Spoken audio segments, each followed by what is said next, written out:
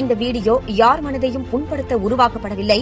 அதையும் மீறி சிலர் மனம் புண்பட்டிருந்தால் அதற்கு வருத்தம் தெரிவித்து வீடியோவை நீக்கியுள்ளோம் என்று கூறியது பரிதாபங்கள் தரப்பு. இந்த விவகாரத்தில் கோபி சுதாகர் மீது தமிழக பாஜக நிர்வாகிகள் திருப்பதி காவல் நிலையத்தில் புகார் கொடுத்த நிலையில் பாஜக மூத்த தலைவர் எச் ராஜாவிடம் மன்னிப்பு கேட்டனர் கோபி சுதாகர். இதனால் புகார் வாபஸ் பெறப்பட்டதாக பாஜக அறிவித்த போதிலும் இந்த விவகாரத்தில் யூடியூபர்ஸ் கோபி சுதாகரை பாஜகவினர் தொடர்ந்து மிரட்டுவதாக யூடியூபர்கள் சிலர் எதிர்ப்பு தெரிவித்துள்ளனர்.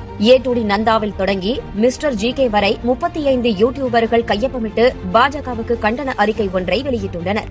அந்த அறிக்கையில் இந்திய அரசமைப்பு சட்டம் வழங்கியுள்ள கருத்து சுதந்திர உரிமையை காலில் போட்டு மிதிக்கும் வகையில் கோபி சுதாகருக்கு எதிராக மிரட்டல் விடுத்து வரும் பாஜகவை சேர்ந்த தலைவர்களை வன்மையாக கண்டிக்கிறோம். கோபி சுதாகர் மட்டுமல்லாமல் அவர்களை சார்ந்தவர்களும் சமூக வலைதளங்களில் அச்சுறுத்தலுக்கு உள்ளாக்கப்பட்டு வருவதுடன் அவர்களின் தொழிலை முடக்கும் வகையிலும் பாஜக மற்றும் அதன் ஆதரவாளர்கள் செயல்பட்டு வருகின்றனர்.